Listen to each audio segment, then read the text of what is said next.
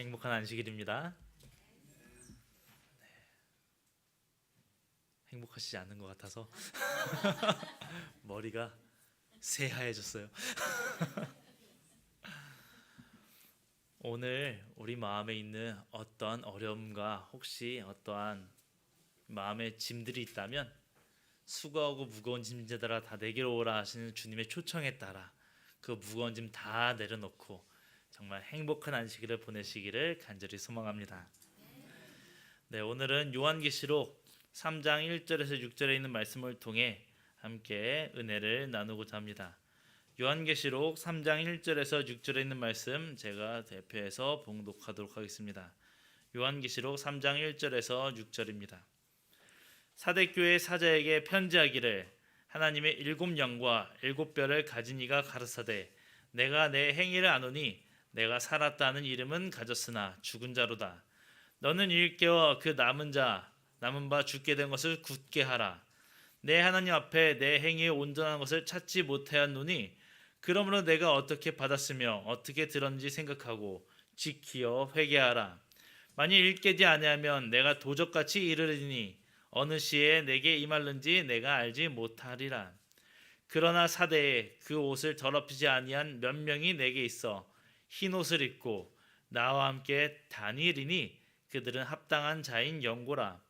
이기는 자는 이와 같이 흰 옷을 입을 것이요 내가 그 이름을 생명책에서 반드시 흐리지 아니하고 그 이름을 내 아버지 앞에 그 천사들 앞에서 시인하리라. 귀 있는 자는 성령이 교회들에게 하시는 말씀을 들을지어다. 아멘. 사대교회는 지금 우리가 함께 본 것처럼 요한계시록에 등장하는 교회입니다. 요한계시록에 등장하는 일곱 교회는 이 소아시아에 위치하고 있습니다. 지금 보면은 요한이 유배에 있던 반모섬에서 이 소아시아는 굉장히 가까운 지역에 있습니다. 이곳에 이제 에베소, 서머나, 버가모, 두아디라, 사데, 필라델비아, 라오디게아 지금 보시는 순서대로 이렇게 이야기를 하죠.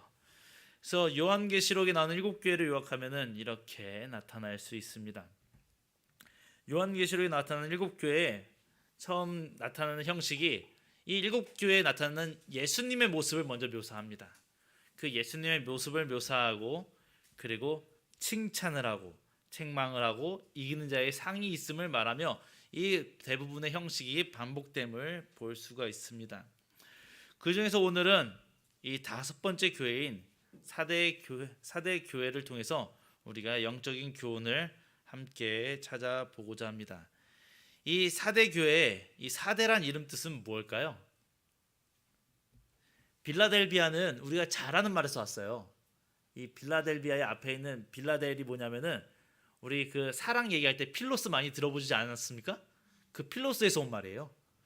이제 그래서 사랑이 있는 도시에서 빌라델비아인데 이 사대는 무슨 뜻일까요? 이 두아디라는 주석같이 빛난다는 뜻이지 않습니까? 사대는 살아남아 있는 자라는 뜻을 가지고 있습니다. 이 교회 이름이 굉장히 의미심장한 거예요. 교회 이름 자체가 살아있는 교회라는 이름을 가지고 있었습니다.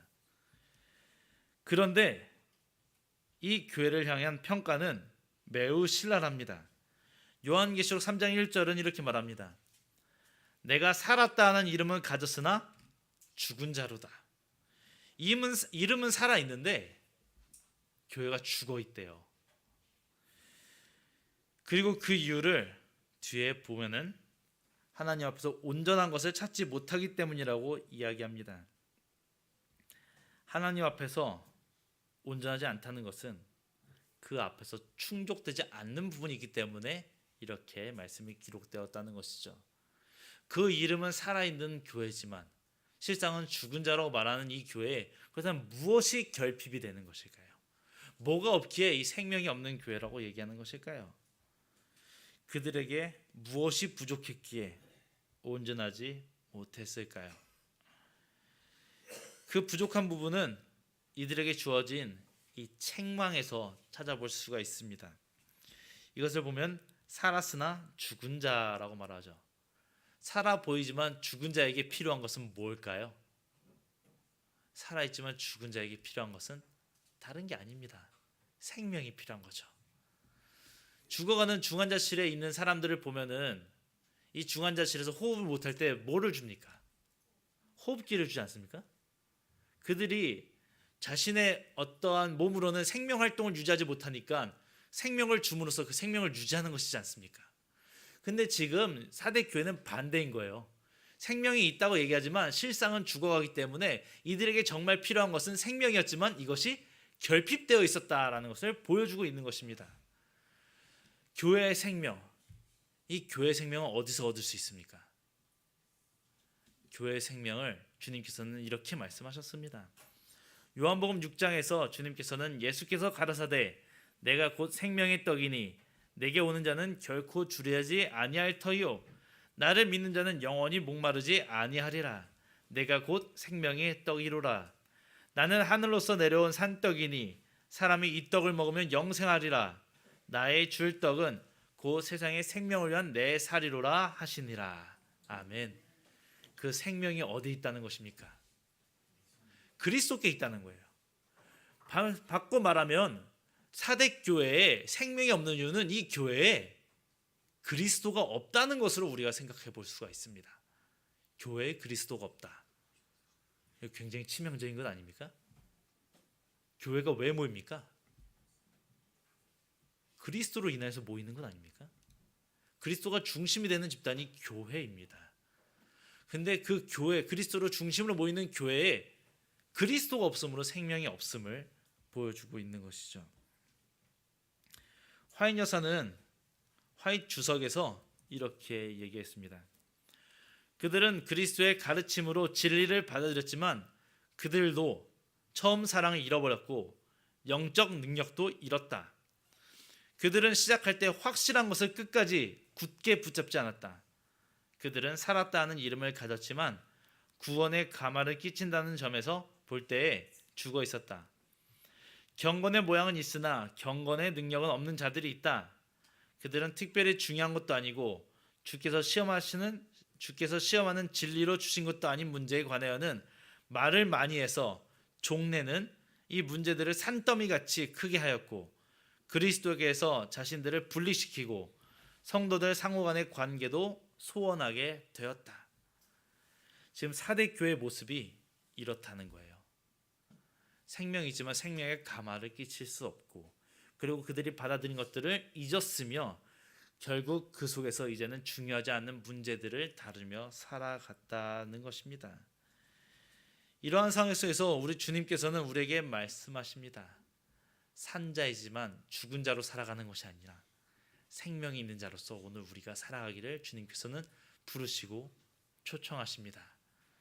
그렇다면 오늘 우리는 어떻게 이 생명 있는 자로 살아갈 수 있는 것일까요? 우리가 먼저 생명 있는 자로 살아가기 위해서는 주께서 주신 것을 기억해야 됩니다. 요한계시록 3장 3절은 이렇게 말합니다. 그러므로 내가 어떻게 받았으며 어떻게 들었는지 생각하고 지키어 회개하라. 만일 일깨지 아니하면 내가 도적같이 이르르니 어느 시에 내게 임할는지 내가 알지 못하리라. 아멘. 오늘 본문은 우리에게 하나님의 은혜를 우리가 어떻게 받았는지 그것들을 생각하고 지키어 회개하라라고 이야기하고 있습니다. 생명이 없는 삶에서 벗어나야 하죠. 죽은 자와 같이 만드는 습관은 괴물처럼 우리를 잠식합니다. 조금씩 나를 갉아먹고 내 안에 있는 주님의 사랑의 기억을 희미하게 만들어 버립니다. 결국엔 몸은 살았지만 영적으로는 완전히 죽어 있는 모습을 만들어냅니다. 이러한 모습에 대해서 사도 바울은 경건의 모양은 있으나 능력은 없다라고 경고하였죠.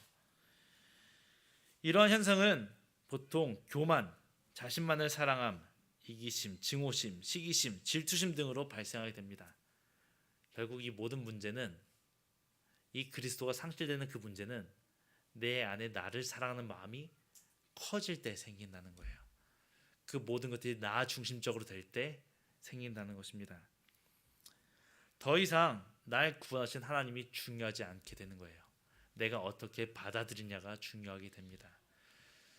그래서 최근 어떤 목회 칼럼지를 보면은 교회를 살리기 위해서 지금 목사들이 그만둬야 될 것이 있다라고 얘기하는 칼럼이 있어요.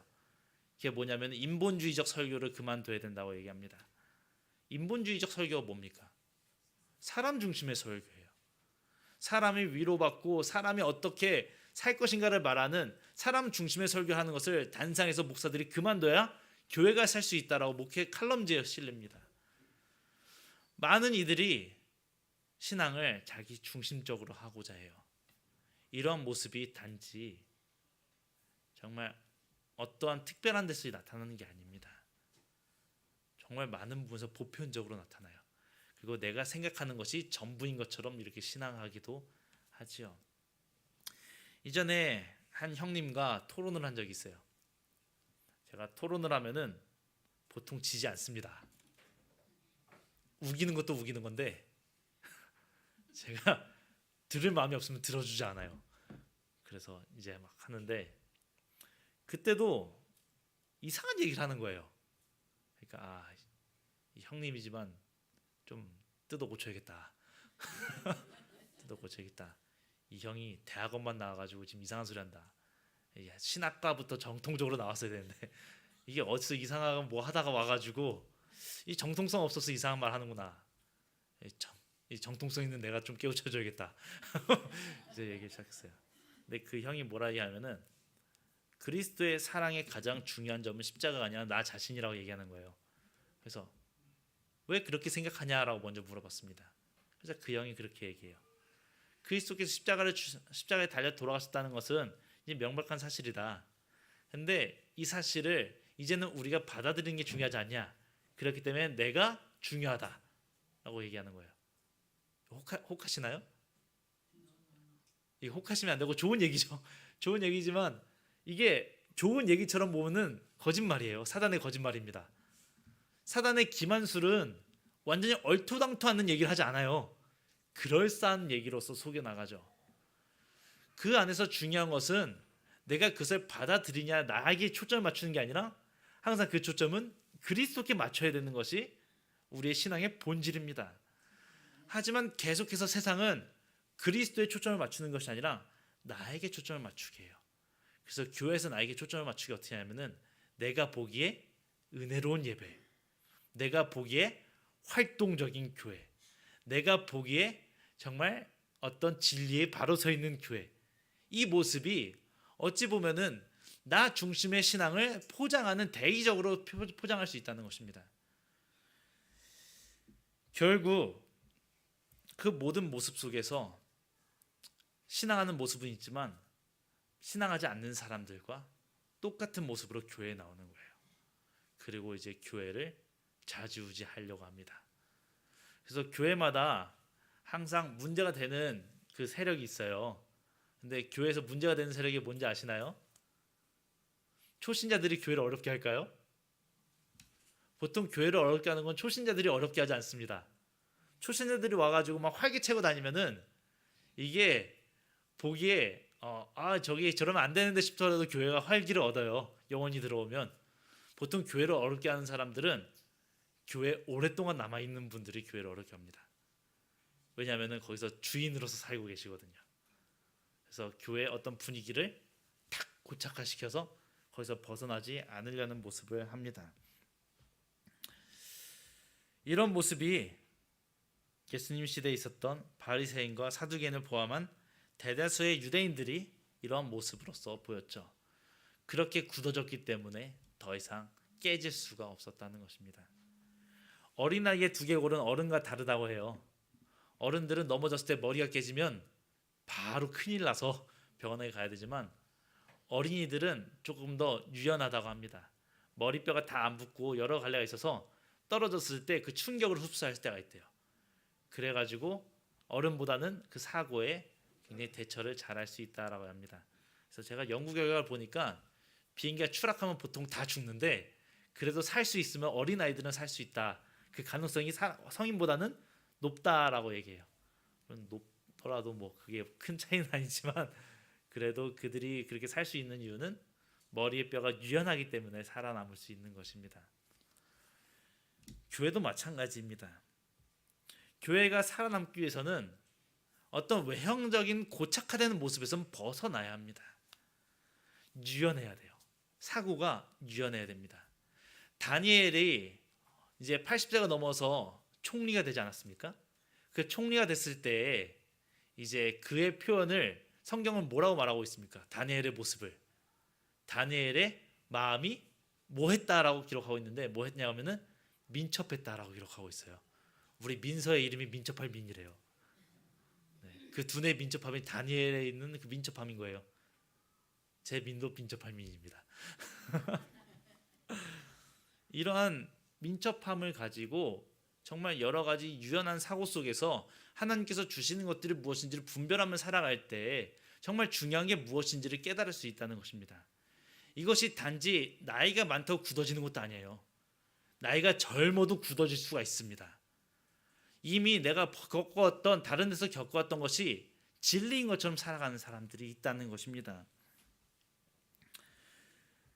이런 모습이 결국 신앙하는 사람들에게 생명은 상실된 어떤 외형적인 모습으로 고착된 신앙의 괴물을 만들어 갑니다. 영적인 어른을 만드는 것이 아니라 신앙의 괴물을 만들어 가는 것이죠.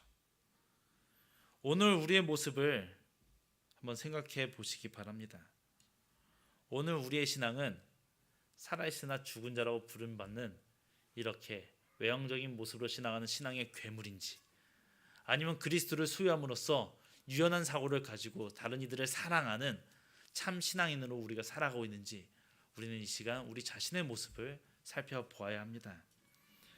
만약 우리의 모습이 지금 현재 정말 이 생명이신 그리스도를 내 안에 품고 있지 않다면, 나의 모습이 점점 괴물로 변해가고 있다면, 그걸 깨달는 즉시 우리는 멈춰서 돌아서야 합니다.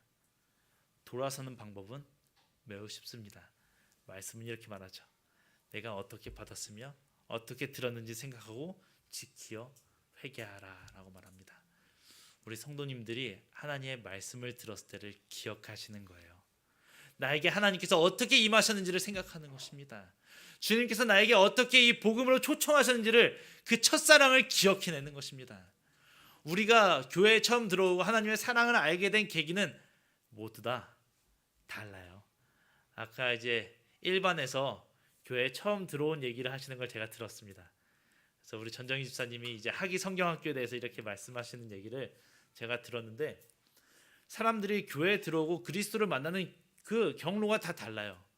교회를 통해서 만나는 사람들이 있고요, 내 이웃을 통해서 만나는 사람이 있고, 정말 복받은 사람은 내 부모를 통해서 만나는 사람들이 있습니다. 그리고 친구를 통해 만나는 사람들이 있죠. 정말 여러 가지 경로를 통해 만납니다. 그런데 한번 생각해 보시기 바랍니다. 왜 주님께서는 가장 좋은 길인 부모를 통해서 만나는 길을 다른 모든 이에게 허락하지 않고 왜 이렇게 여러한 갈래로 주님을 만날 수 있도록 우리를 초청하는 것일까요? 왜 그러신 걸까요? 주님께서 우리에게 부르시는 그 방법은 개개인 맞춤형이에요. 내가 받아들일 수 있는 가장 좋은 방법으로 주님께서 부르시는 거예요. 내가 만약 부모님 말씀에 잘 순종할 수 있는 사람이면 부모님 밑에서 신앙을 배우면서 커가겠죠.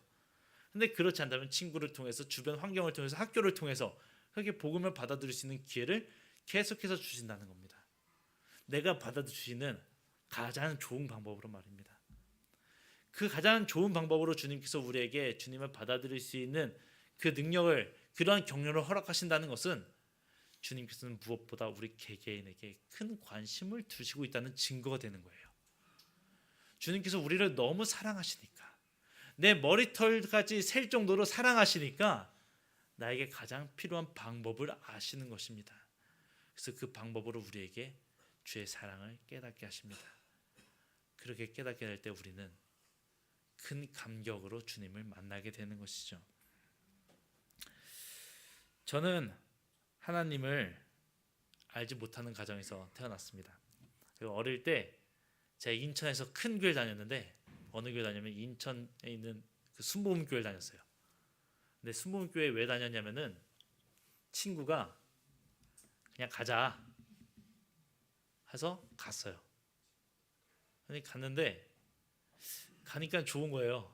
왜 좋냐면 집에서는 엄마가 몸에 안 좋다고 간식도 안 주는데 교회 가면 간식을 줘요. 몸에 안 좋다고 집에서 안 주는데 교회 가면 주더라고요. 요구르트 먹고 하면서 그때 배운 게 이제 주기도문을 처음 배웠어요. 주기도문도 처음 배웠는데 그때 배우니까 까먹질 않더라고요. 그러고 있다가 이제 어떻게 다시 제가 태어난 도시인 경기도 구리로 이사하게 되었는데 옛날 저희 작은 할아버지 살던 집에 이제 할아버지 이사 간지 모르고 제가 가가지고 할아버지 저 왔어요 문 두드렸는데 저하고 이제 나이 비슷한 애가 나오는 거예요.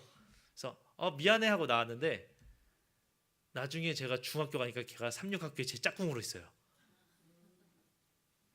그래서 이제 3,6학기를 준비하고 하면서 그 친구랑 굉장히 어울려서 많이 놀았습니다. 그러다 보니까 자연스럽게 교회에 대해서 알게 됐어요. 그래서 처음에 동문은교회를 나가게 되었습니다. 근데 동문은교회 나갈 때 이게 뭐 알고 나갔을까요? 그 당시에 3,6학교가 일요일도 학교를 가야 됐어요. 일요일도 학교 가고 안식일에는 무조건 학교로 나가야 됐습니다. 근데 지역교회 신청받은 사람들은 지역교회를 가야 된다는 거예요. 일주일 동안 선생님 만났는데 선생님 보고 싶지 않잖아요. 그래서 지역교회 신청해서 갔어요. 그래서 갔는데 그때 목사님 무슨 설교하신지는 제 하나도 기억이 안 나요. 하나도 기억 안 나고 그냥 교회 갔다 왔다 출석했던 기억만 이렇게 있습니다. 근데 그러고 있다가 고등학교 1학년이 되어서 종교부서를 하게 됐는데 그 종교부서를 이제 AY 어드벤티스트 유스라는 AY라는 종교부서를 하게 됐어요. 근데 종교부서 하니까 너무 귀찮은 걸 많이 시키는 거예요. 뭐 이제 기도주일 하면은 학교 전체에다 포스터를 만들어서 붙이기도 하고 행사를 다 기획하기도 하고 막 여러 가지 일을 시키는 거예요. 그러다가 가장 힘든 일이 뭐였냐면 수련회에 가는 거였어요. 갑자기 수련회에 가야 된대요.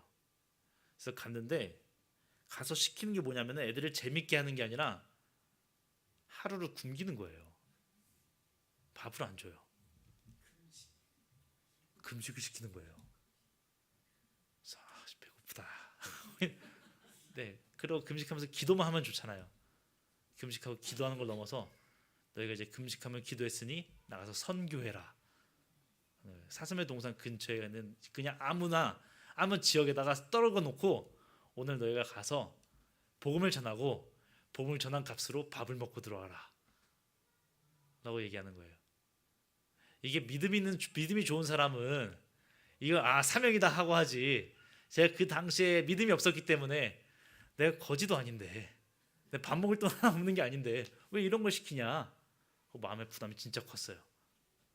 근데 이제 시키니까 밥을 먹어야 되니까 배가 너무 고프니까 가서 했습니다. 가서 톡톡톡 해요. 계세요? 하니까 네 있어요 라고 대답해 와요. 그래서 저희 여기 이제 구리에 있는 서울3류 고등학교 학생인데요. 그러니까 학생들이 왜요? 저희가 하나님의 말씀을 전하려 왔어요. 아니에요, 가세요. 첫 번째요. 두 번째 갔어요. 두 번째 똑똑똑. 그러니까 누구세요? 네, 저희는 여기 사슴의 동산에 온 그 서울3류 고등학교 학생들인데요. 작년에도 왔었는데 저는 안 듣겠습니다. 가세요. 그렇게 이제 실패를 경험하는데 비가 오는 거예요. 11월 셋째 주 정도 되네요. 너무 춥잖아요. 그래서 마음속에는 짜증이 막 이렇게 막 올라오는 겁니다. 막 화가 나서 어찌할 바를 모르고 있는데 같이 있던 그 저희 소그룹 리더가 그 누나가 갑자기 딱 저희 멈춰 세우더니 우리가 기도를 안 해서 그런 것 같다. 기도하자. 그래서 제 마음에 기도해서 될 것 같으면 먼저 벌써 다 됐지. 이제 와서 기도하면 뭐 달라질까? 하는 마음으로 기도했습니다. 그리고 가서 이제 거기는 녹화할 필요도 없었어요. 사람들이 이렇게 다 널리 있었던 거예요. 그래서 안녕하세요 하면서 하니까 그분들이 얘기하는 게 뭐냐면은 작년에도 왔는데 올해 또 왔네. 일로 와 일단 밥부터 먹어 라고 얘기하는 거예요. 그때 제 마음에 든 게 뭐냐, 야 기도하니까 되네? 기도하니까 되네? 그래서 그 다음 주부터 교회를 나가기 시작했어요. 그 나갔던 게 지난주 이제 어쨌든 정장로님이 나가시는 그 삼패동 교회 제가 나가기 시작한 거예요. 그 삼패동교회 나가면서 있는데 그 당시에 청년반 형들이 너무 잘해주는 거예요. 지금 이제 40대 50대 된 그 형님들인데 그 형님들이 당시 20대 30대 초반 막 이랬는데 학생반 어린이반 뭐 할 것 없이 다 교회 소그룹 리더예요. 그러면서 이제 다 가르치는 거예요. 그래서 언제부터 이렇게 리더가 됐냐라고 나중에 물어보니까 학생 때 대학 때 봉사대 와가지고 그 다음부터 이 교회 정책해서 리더가 됐다 하면서 그 교회 이제 일꾼으로서 커가고 있고, 지난주에도 여쭤보니까 지금도 그분들이 교회 주축으로서 리더가 됐대요. 근데 그분들한테 얘기하는데 이분들이 쉴 도 없어요. 일요일날 학생들 불러가지고 과외를 해줍니다. 근데 과외 공부만 해주는 게 아니라 내 배고프지? 하면서 패밀리 레스토랑에 데리고 와요. 그래서 밥을 먹여요. 그래서 밥 먹었으니까 이제 놀까 하면서 옆에 있던 롯데월드 데리고 와요. 그러고 나서 일 끝나고 밤 9시에 끝나가지고 전화해가지고 너희들 이제 시험기간 이제 나와 공부하자. 그래서 밥 먹으면서 공부시키고 밤새도록 공부시키고. 근데 왜 그런지 모르겠는 거예요. 그래서 물어봤어요. 형이 해주니까 좋은데 왜 이렇게까지 해주는 거예요? 그러니까 그분들이 얘기한 게 뭐냐면 하나님이 너희 사랑하잖아. 그리고 그 사랑은 내가 먼저 받았어. 그러니까 내가 해주는 거야. 그래서 나한테 고마워하지 말고 하나님께 고마우면 되는 거야. 그래서 그때 있던 형 누나들이랑은 지금도 이제 연락을 하면서 이제 하면은 미나니가 이렇게 컸다고 이제 뿌듯해하시는 분들을 이렇게 보게 되는데요. 그분들의 모습을 보면은 제가 처음 경험한 하나님의 사랑은 그냥 다 퍼주는 사랑인 거예요. 제가 처음 만난 하나님의 모습입니다. 그래서 궁금해서 신학과에 갔어요. 근데 신학과 갔더니 하나님께서 그 모습만 있는 게 아니라 다양한 모습으로 저를 사랑하시더라고요. 우리가 하나님께서 우리에게 임하시는 그 사랑을 기억할 때, 그 역사를 기억할 때 하나님께서 우리 삶 속에서 얼마나 역사적으로 정말 큰 힘으로 임하셨는지 보게 됩니다. 그 힘 냈었던 그 주님께서 우리에게 주셨던 그 사랑을 생각할 때 그것이 우리 마음에 계속해서 오늘날의 사랑으로 기억된다면 우리가 다른 곳으로 갈 수 있겠습니까? 못 가는 거예요. 나를 이렇게 사랑하시는 주님을 어딜 가겠습니까? 그 사랑을 놔두고. 그렇기 때문에 내가 받았던 그 은혜를 기억하라고 말씀은 기록하고 있는 것입니다. 그리고 그 말씀을 지키어서 내가 지금 다른 곳으로 가고 있다면 다시금 회개해서 돌아오라라고, 그 첫사랑으로 돌아오라라고 초청하고 있는 것입니다.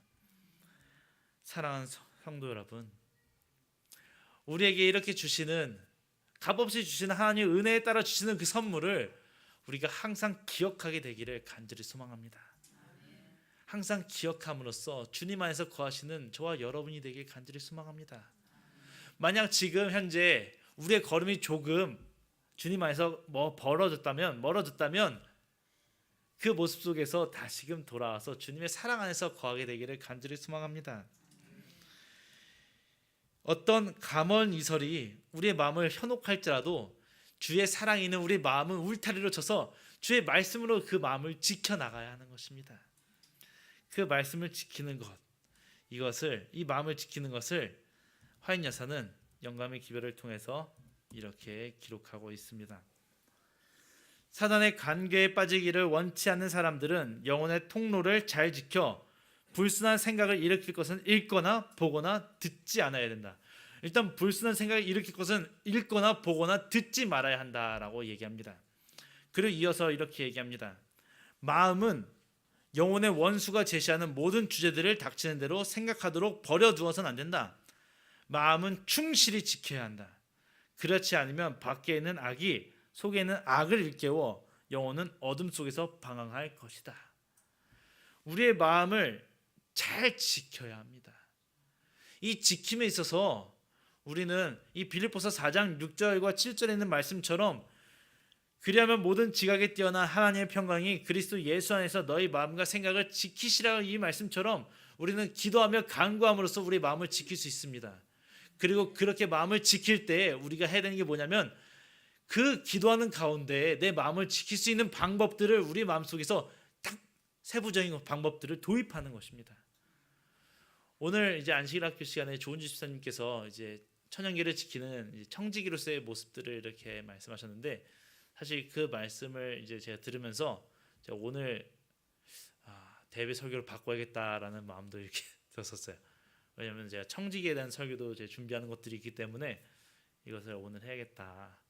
이것을 또 할까 막 여러 가지 고민들이 있었습니다. 근데 이 청지기로서 우리가 천연계를 잘 지켜나가는데 지켜야지 마음만 있으면 지켜집니까? 지켜지지 않습니다. 어떤 세부적인 것들을 우리가 만들어가면서 삶에서 지킬 때 그것들이 지켜나가는 거죠. 근데 아이러니하게도 하나님께서 사람을 청지기로 부르셨는데 사람이 없어야지 자연이 회복되는 모습들을 우리가 보게 돼요. 사람이 관리하는 것이 아니라 아예 떠나야지 사람이 자연이 회복됩니다. 그래서 한번 나중에 오늘 안식일 지나시면은 유튜브에 백도라는 섬을 한번 검색해 보세요. 이 백도 보면은 사람이 있을 때는 막 황폐해졌는데 사람이 떠나오니까 다시 거의 천연기념물이 회복되고 이런 것들이 뉴스로도 나옵니다. 자연을 지켜야지 말만 해서는 지켜질 수가 없습니다. 뭔가를 해야죠. 마음도 마찬가지예요. 마음을 지켜야지 하면 주님께서 지킬 기회를 허락하신다면, 우리가 지킬 수 있는 마음이 든다면 지킬 수 있는 방법들을 많이 만들어야 됩니다. 그게 뭐예요? 불순한 생각이 읽거나 보거나 듣지 않는 것입니다. 내가 보고 듣는 것을 잘 조절하는 것입니다. 우리가 보고 듣는 것이 내 마음을 있는 정욕들을 일으켜요.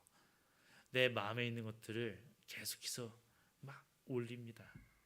그렇기 때문에 우리가 보고 듣는 것을 잘 해야 됩니다. 때때로 그렇게 생각할 수도 있어요. 이거 드라마 한 편 보는 게 내 마음에 어떻게 무슨 영향을 미친다고 생각할 수 있습니다. 근데 보고 나면은 이미 그들이 갖고 있는 사상에 내 머리가 물들어가는 것을 보게 돼요. 우리가 보고 듣는 것도 그래서 굉장히 중요한 것입니다. 내가 보기 합당한 것을 보면서 내 마음을 지키는 것이 필요하다는 것이죠. 그 속에서 우리는 이제는 정말 주님께서 주시는 마음대로 그 마음을 지키면서 이 땅에 그리스도를 마음에 소유한 자로서 살아가야 됩니다. 그렇게 할 때 우리는 주님께서 자랑스러운 백성으로서 우리의 이름을 불러주실 것입니다. 감사한 것은 사대교회에도 이러한 자들이 있었습니다. 모두가 다 죽어 있는 것은 아니었어요. 그곳에 흰 옷을 입은 자들이 있었습니다. 요한계시록 3장 4절입니다. 그러나 사대에 그 옷을 더럽히지 아니한 자 몇 명이 내게 있어 흰 옷을 입고 나와 함께 다니리니 그들은 합당한 자인 연고라. 아멘. 사대 교회에 대한 평가는 매우 신랄했습니다. 칭찬도 없었습니다. 하지만 여전히 그들에게 확실한 믿음을 가지고 흰 옷을 입은 주님의 거룩한 성도들이 남아 있었습니다. 오직 그들만이 합당하다는 평을, 칭찬을 받게 되었습니다. 그들만이 그 시대에서 주님과 동행하는 아름다운 삶을 살아가는 사람들이었다는 것이죠. 이 남아있던 이 흰옷을 입은 자에 대한 이런 모습은 사실 성경 전체에서 살펴볼 수가 있습니다. 노아의 홍수 때도 이렇게 남아있는 자들이 있었어요. 노아의 홍수 때 이제 에녹이 그의 아들 이름을 무드셀라로 이름 지면서, 이 무드셀라라는 이름 자체가 심판과 관련되어 있는 이름입니다. 그래서 무드셀라가 죽은 후에 홍수가 일어나요. 에녹이 그런 이름을 짓지 않았습니까? 그리고 무드셀라 다음에 누가 태어나죠? 라멕을 낳고 라멕이 아기를 낳아서 노아를 낳습니다. 이 세대가 얼마 되지 않는 세대입니다. 딱 4세대, 우리로 보면은 이제 증조 할아버지 세대잖아요. 우리도 운이 좋으면 증조 할아버지를 보는데 이들은 수명이 길었기 때문에 다 증조 할아버지는 당연히 보는 세대예요. 그 에녹이 자신의 증조 할아버지를 있던 시대, 그 속에서도 믿음을 지키기 힘들었지만 여전히 그 가계는 유지되고 있었습니다.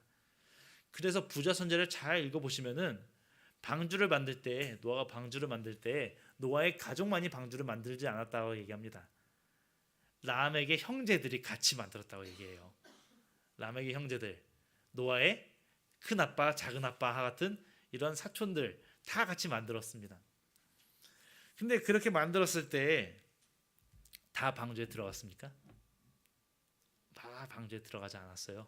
들어간 거는 오직 노아의 가족들만 들어가죠. 이것 통해서 우리가 볼 수 있는 모습이 있습니다. 그게 뭐냐면 그 당시에 시대가 악했기 때문에 시대가 악한 중에 무리로서 이제 에녹의 가계에 있는 아브라함의 혈통에 있는 이들이 정말 남은 무리로서 보였지만 그 남은 무리 가운데서도 방주에 들어간 무리는 극소수였다는 것이죠. 남은 무리로 불리는 우리도 마찬가지라는 것입니다. 우리 모두가 남은 무리라 부르심을 받았지만 우리 중에서도 정말 구원을 받을 수 있는 사람은 정말 극소수일 수 있습니다. 하지만 그 극소수일 수 있는 이 노아의 가족과 같은 그러한 모습이 정말 이들은 아무것도 이제 너무 소수야 하면서 우리가 포기하는 것이 아니라 오늘 우리만큼은 이 자리에 있는 우리 영월교회 성도님들만큼은 우리가 그 무리에 들어갈 수 있도록 계속해서 우리의 마음을 지켜야 한다는 것입니다. 남은 무리 중에 남은 무리, 주께서 사랑하시는 흰옷 입은 무리 중에 흰옷 입은 무리로서 우리가 이곳에 있어야 한다는 것입니다. 그렇게 살아갈 때 그때 비로소 우리는 주님께서 주시는 놀라운 구원의 경험을 하게 되는 것이죠. 이러한 모습은 엘리야의 시대에서도 반복되었습니다. 열왕기상 18장 22절은 이렇게 말합니다. 엘리야가 백성에게 이르되 여호와의 선자는 나만 홀로 남았으나 바알의 선자는 450인이로다. 이 장면은 바알을 섬기는 450명과 엘리야와의 영적 전쟁의 모습을 기록하고 있습니다. 수많은 사람들이 하나님을 섬기지 않고 바알을 섬길 때 엘리야만이 하나님의 선자로 남아 있었습니다. 그리고 그곳에서 여전히 하나님의 말씀을 순종하며 살았죠. 생명이 없어 보이는 곳이지만 그 없는 곳에서도 여전히 남은 무리가 있습니다. 그리고 그 남은 무리 중에서도 또 여전히 거룩한 흰옷을 입은 남은 무리가 있습니다. 경건의 모습만 남고 경건의 능력이 없는 그런 모습으로 살아가는 것이 아니라 경건의 모양은 물론이고 경건의 능력도 있는 남은 무리가 이 시대에 있습니다. 그리고 그게 오늘 저와 여러분이 되어야 합니다. 우리는 엘리야처럼 노아처럼 이 시대에 생명을 유지하기 위한 남은 무리로서 이 땅에 있어야 한다는 것입니다. 그때 주님께서는 우리의 이름을 자랑스럽게 여겨주실 것입니다. 요한계시록 3장 5절은 이렇게 말합니다. 이기는 자는 이와 같이 흰 옷을 입을 것이요 내가 그 이름을 생명책에서 반드시 흐리지 아니하고 그 이름을 내 아버지 앞과 그 천사들 앞에서 시인하리라. 아멘. 우리 예수님께서 이렇게 이기는 자의 이름인 우리의 이름을 그 공중 앞에서 시인하시겠다라고 말씀하셨습니다. 비록 죄인으로서 죄로 점철된 인생을 살아가는 우리이지만 그 속에서 이겼을 때 주님과 더불어서 승리하였을 때 주님께서는 모든 천사들 앞에서 우리의 이름을 밝히 말씀하실 것입니다. 죄 중에 사였지만 내 남은 자손으로서 흰 옷을 입은 무리로서 내 사랑하는 자녀야 하고 우리의 이름을 소개하실 것입니다. 이렇게 주님께서 공공연하게 우리의 이름을 말씀하시는 이유가 무엇입니까? 비록 우리가 볼 때는 어디 내놓기 부끄러운 자녀일지 모르지만 우리가 그렇게 승리하는 경험을 하게 되었을 때 주님이 보시기에는 어디 내놔도 부끄럽지 않은 자랑스러운 자녀가 되기 때문인 것입니다. 오늘 우리가 이러한 자랑스러운 자녀가 되어서 생명이 없으나 살아있는 것처럼 살아가는 이 시대에 정말 진짜 생명을 전달할 수 있는 우리가 되기를 간절히 소망합니다. 그 속에 여전히 남아있는 흰 옷을 입은 자, 여전히 주의 말씀대로 살아가는 순종하는 사람 하나님의 자녀, 주님께서 자랑스러워하는 그러한 저와 여러분이 되기를 간절히 소망하며 말씀 드리도록 하겠습니다. 지금 이 시간 있는 곳에서 음악이 마칠 때까지 기도하도록 하겠습니다.